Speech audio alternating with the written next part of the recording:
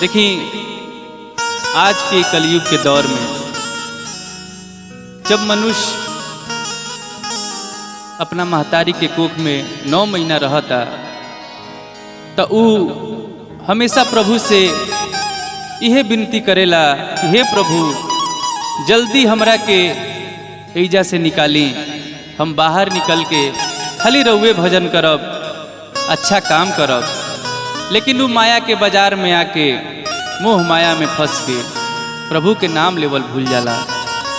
लेकिन अंत समय में यह प्रभु के नाम काम आवेला। घर में रखल गाड़ी, फ्रिज, कूलर, पंखा, एसी कुछ साथे ना जाला, जाला ता राउर कर्म, राउर कईल अच्छा काम। उहे निर्गुण भजन में वो गीत के भाव बा। कभी संदेश दे तड़े अपन गीत के माध्यम से का भाव बा।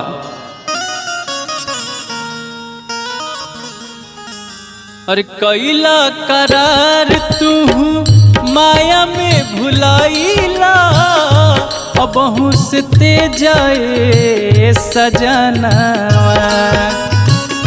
कैला करार तू माया में भुलाइला, अबहू से ते जाए सजनवा।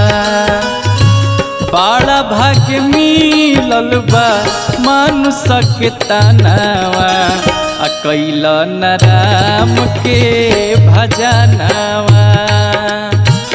बड़ा भाग्य मिलल बड़ुए मानुष के तनवा, कैला न राम के भजनवा।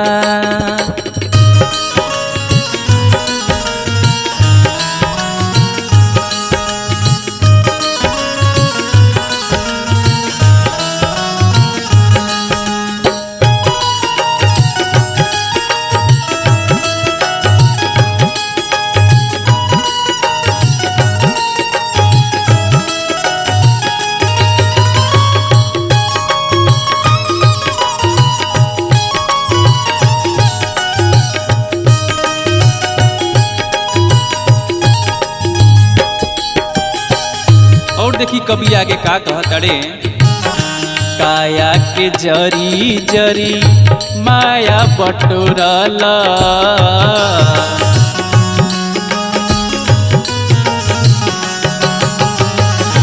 कल छल के आगे नाता हरि से न जोड़ला।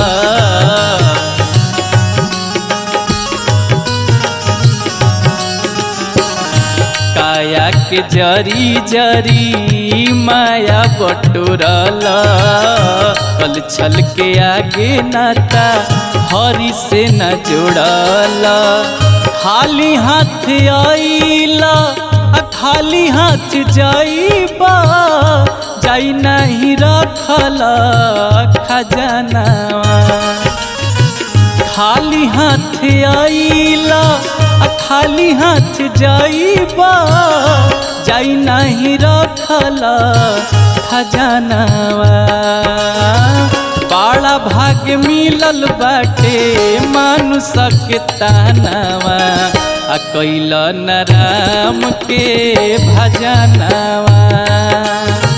बड़ा भाग्य मिलल बाटे मानुष के तनवा, कैला न राम के भजनवा।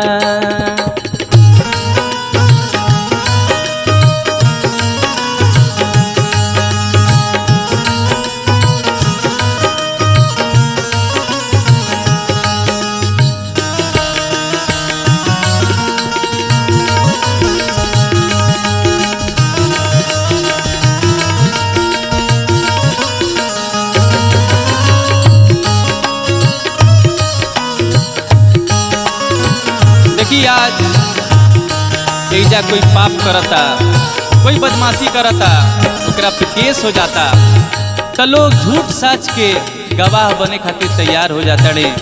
बाकी रूप प्रभु के द्वार में जब राउर अर्जी लागी तब ओइजा कोई गवाही खड़ा ना होई।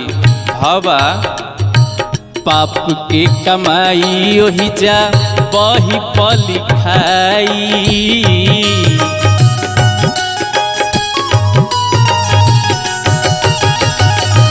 देवेला गवाही ओही जा केहू नहीं जाई।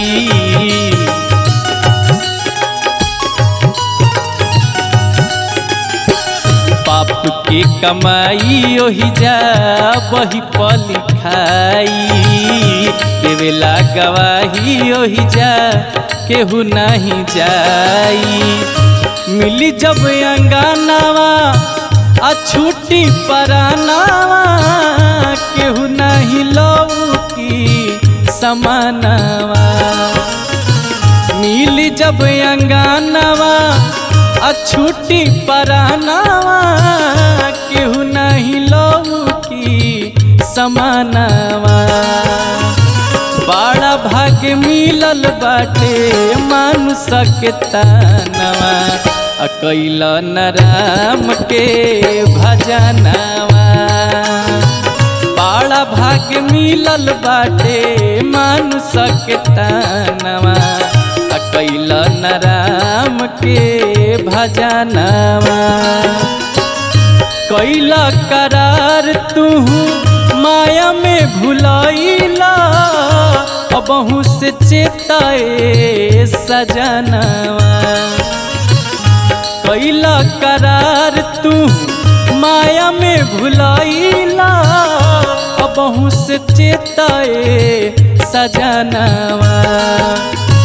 बड़ा भाग्य मिलल बाटे मानुष के तनवा।